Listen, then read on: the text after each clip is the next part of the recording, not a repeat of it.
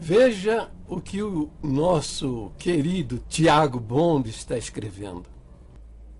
Mas de onde tirou essa heresia? O Salvador é o próprio Criador? É isso? Pegou umas aulinhas com o nenê de idade? Foi? Mas de onde veio essa heresia de falar que o Criador é o Salvador? Bem, veja, eu realmente já desisti do Tiago faz muito tempo, sabe? Mas eu respondo, né? Eu faço vídeos, eu escrevo textos, porque o meu objetivo não é alcançar o Tiago com alguma coisa racional, sabe? Não, eu desisti do Tiago. Né? Faço os vídeos porque milhares de pessoas vão ver esses vídeos que eu faço, né? E milhares de pessoas vão ler os textos que eu escrevo. Né? No meu canal do YouTube já tem quase 900 pessoas lá que se inscreveram no meu canal. Querem ver tudo o que eu produzo em termos de vídeos. Né? E com isso também vai junto os meus textos. Né? Agora, a internet tem um alcance fantástico. Né? Então, não é para Tiago Bond que eu escrevo. Porque Tiago Bond, para fazer estas afirmações, tá? ele não lê absolutamente nada, não vê vídeo nenhum do que é feito. O negócio dele é contestar, e quando ele se sente fechado, sabe que não tem para onde sair, ele inventa um argumento que não tem nada a ver, ou então foge, né? Some. Né?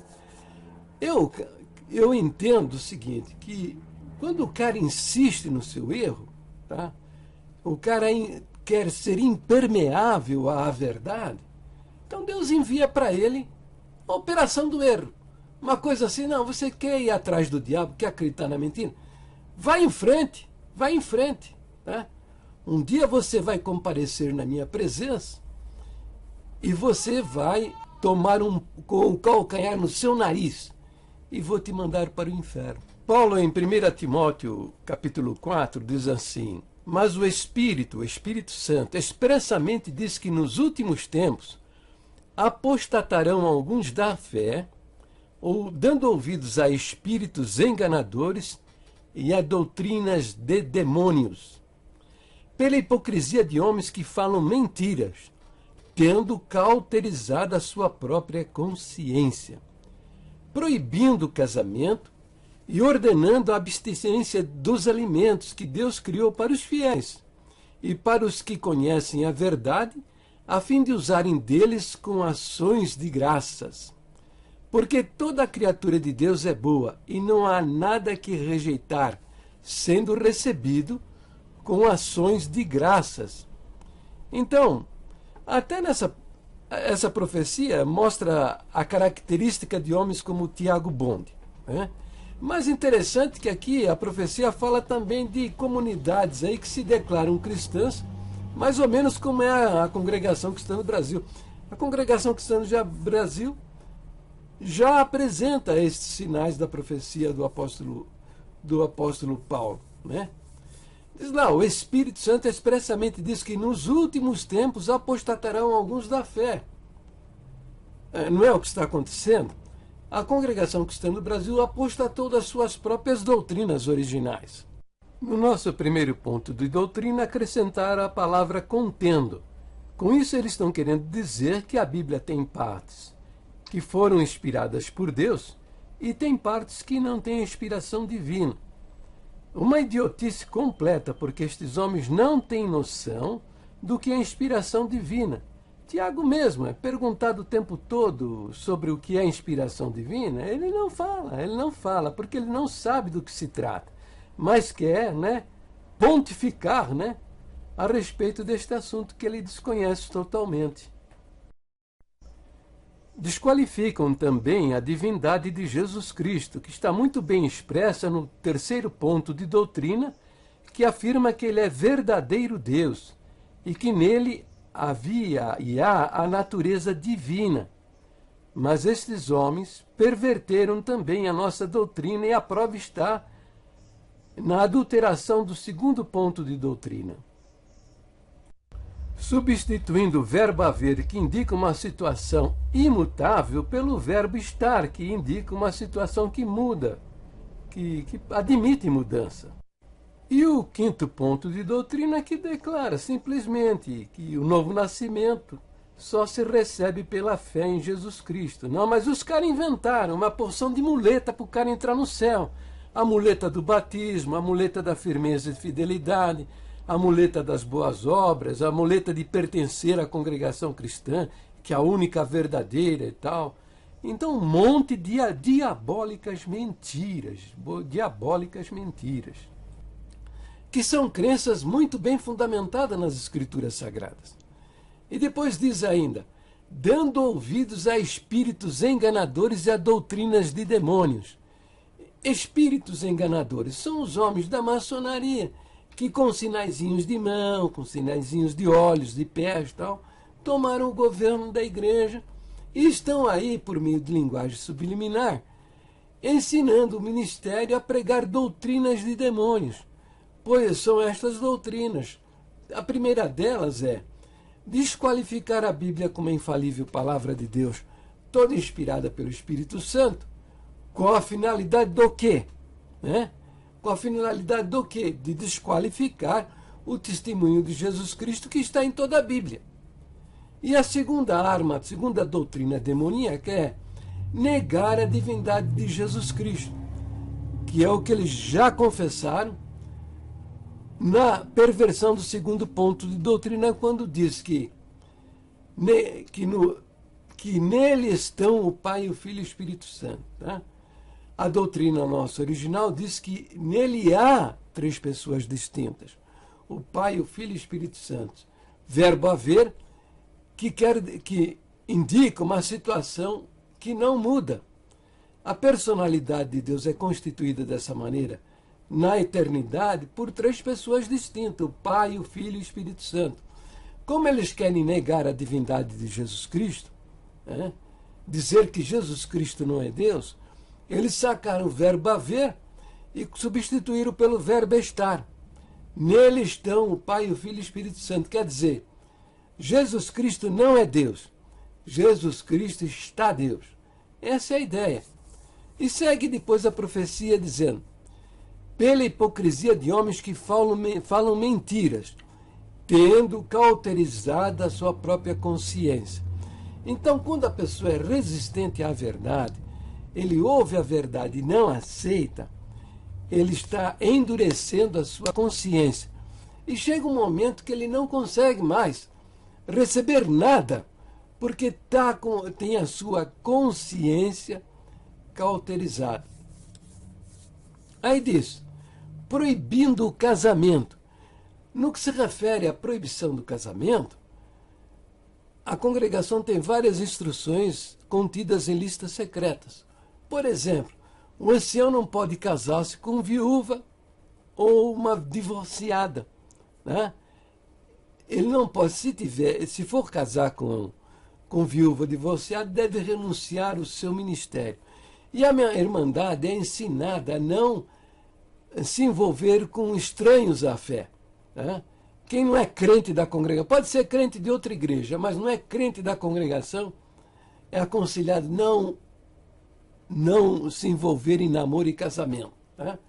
Então querem se meter naquilo que só o Senhor Deus tem o governo, que é o coração das pessoas, proibindo o casamento. Se Deus coloca no coração de uma pessoa o casamento, a decisão a respeito desse assunto, que é uma coisa muito pessoal, eles querem se meter nesse assunto. Então, proibindo o casamento, e ordenando a abstinência de alimentos que Deus criou para os fiéis. Então, tem uma série de restrições a respeito do alimento, que o Senhor Jesus disse que não é o que contamina o homem, porque o alimento entra pela boca e a gente vai no vaso sanitário e bota para fora. A preocupação, o Senhor Jesus disse que devemos nos preocupar com aquilo que sai da nossa boca, porque o que sai da nossa boca procede do coração e muitas vezes são maus propósitos, mentiras, maus desígnios. E com estas coisas é que nós devemos nos preocupar, não com aquilo que entra pela nossa boca, porque toda criatura de Deus é boa, e não há nada que rejeitar, se é recebido com ações de graça, porque pela palavra de Deus e pela oração é santificado. Então é muita mentira em cima das pessoas. Mas está aí, a profecia fala a respeito de Tiago, tá? Que é um homem que tem já a sua consciência cauterizada. E ele não tem como receber nada como verdadeiro. É só as heresias e absurdos que ele recebe lá destes homens. E olha lá, eu tenho uma pontinha de desconfiança que esse cara é homem da maçonaria. E se ele não é da maçonaria, está muito perto de ser um maçom, viu? É muito próprio, muito pertinho de ser um maçom, porque abraça a mentira com grande prazer e contentamento. Mas vamos ao que interessa. Vamos ver Filipenses, capítulo 2, versículos de 6 a 8. Diz assim: que sendo em forma de Deus, falando sobre o Senhor Jesus, né? Que sendo em forma de Deus, não teve por usurpação ser igual a Deus, mas esvaziou-se a si mesmo, tomando a forma de servo, fazendo-se semelhante aos homens. E achado na forma de homem, humilhou-se a si mesmo, sendo obediente até a morte e morte de cruz. Então veja, nesses 3 versos nós encontramos a mesma palavra, forma. Veja, no verso 6 diz que sendo em forma de Deus, sendo em forma de Deus. Temos aqui então a palavra forma. O verso 7 diz: mas esvaziou-se a si mesmo, tomando a forma de servo. Outra vez encontramos no verso 7 a palavra forma, tomando a forma de servo. O verso 8, novamente encontramos a palavra forma. Diz o verso 8: e sendo achado na forma de homem. Veja, sendo achado na forma de homem. Novamente a palavra forma. No original grego, no grego koiné, no qual foram escritas as cartas do Novo Testamento, no grego existem 2 palavras para a palavra forma. A palavra forma, que é morfê, e significa a forma interior, o formato interior, a essência, o que está dentro, tá? E a outra palavra é esquema, que é o formato exterior, aquilo que você pode ver. Essas 2 palavras estão nestes versos. Então vamos examinar o texto. O verso 6 diz que em sendo em forma de Deus. Então veja, algumas versões estão desta maneira: subsistindo em forma de Deus. Quer dizer, subsistindo é existindo por si mesmo.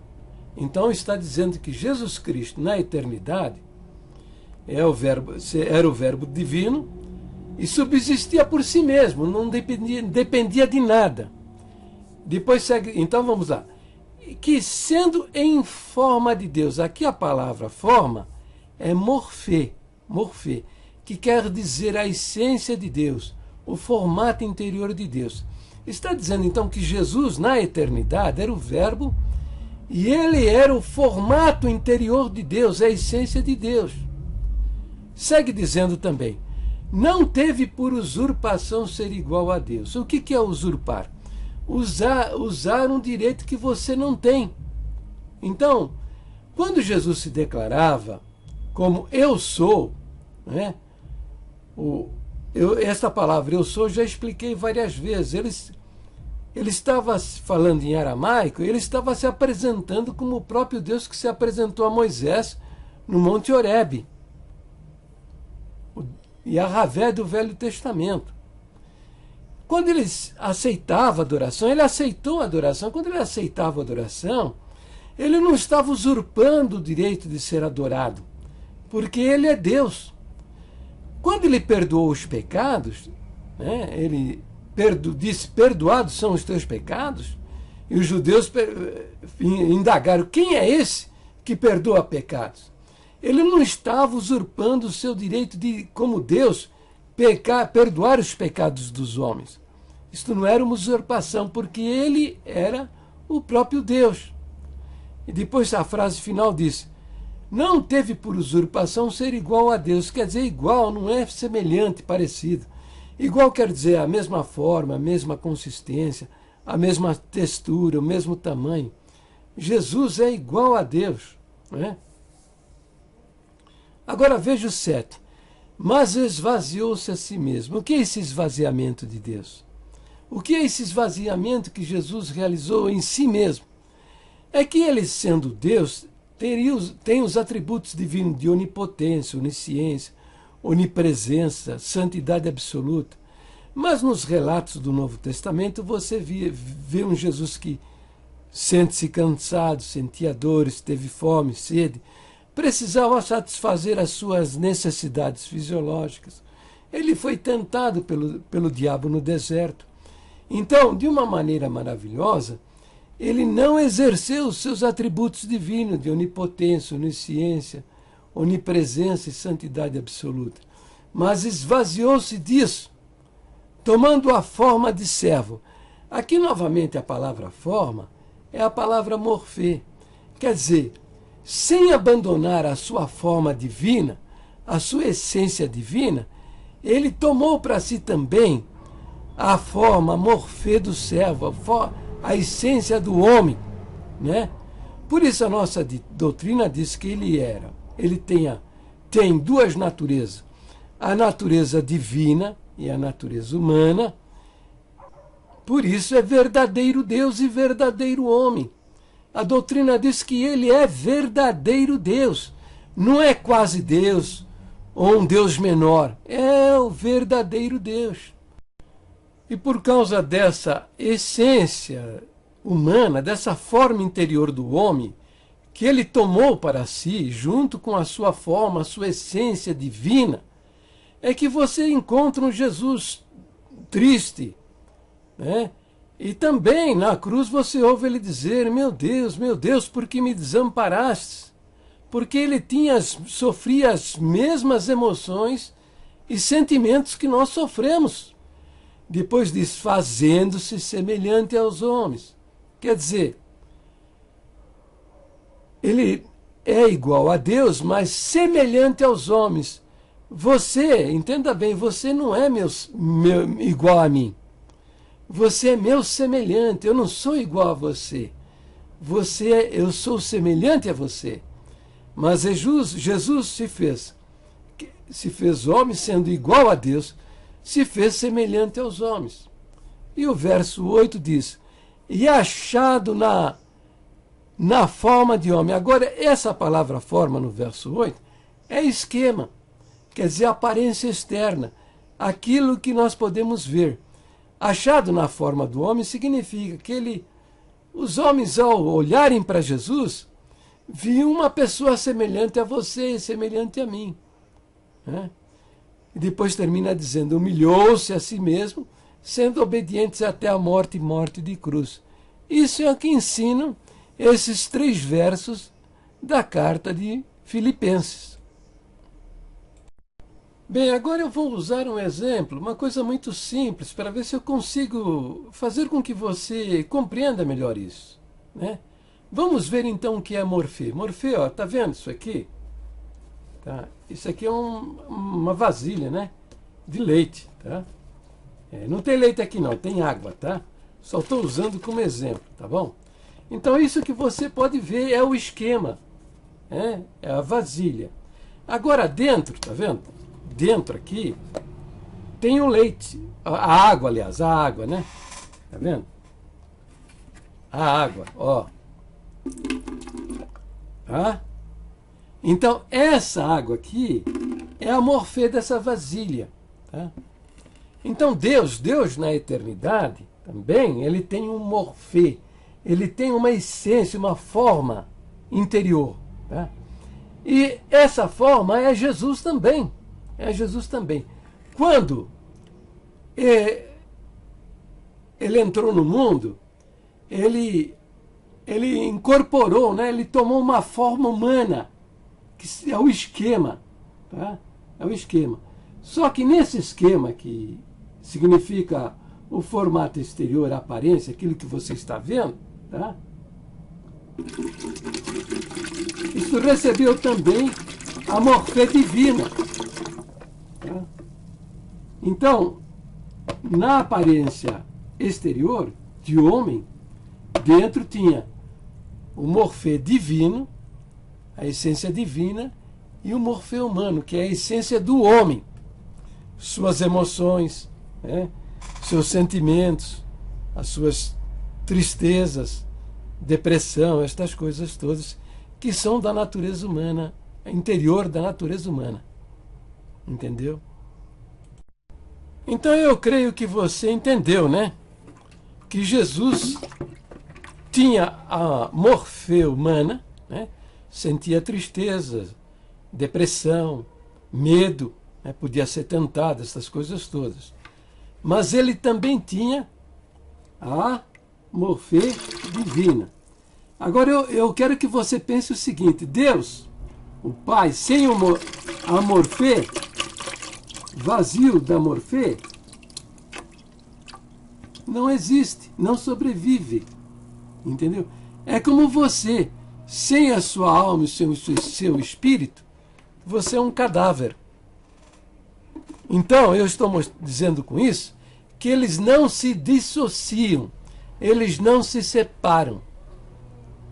Por isso ele falou a Filipe: ainda não me tens conhecido, Filipe? Quem vê a mim, vê o Pai. E depois ele falou também: eu e o Pai somos um.